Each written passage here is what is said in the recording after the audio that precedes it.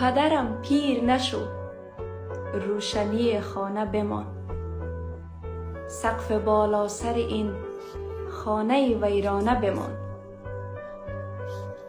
خم نشو تا که جهان بر سرم آوار شود. قامتت خم نشود، پایه و کاشانه بمان.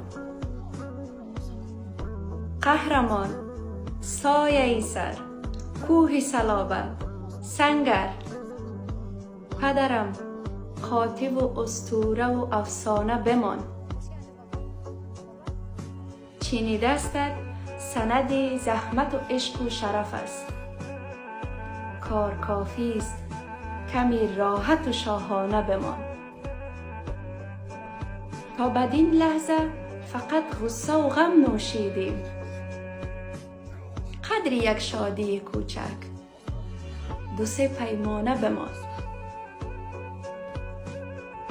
می دهم عمر خودم را به شما گر بشود. می شوم شمع فروزنده، تو پروانه بمان. بغلت را بگشا امنیت مطلق من، چون همیشه سر پردرد سرم شانه بمان. پدرم پیر نشو، قصه ما مانده هنوز. محض خوشحالی این بچه دیوانه بمان. این متن مقبوله تقدیم کنین به پدرهای زحمتکش و مهربانتان.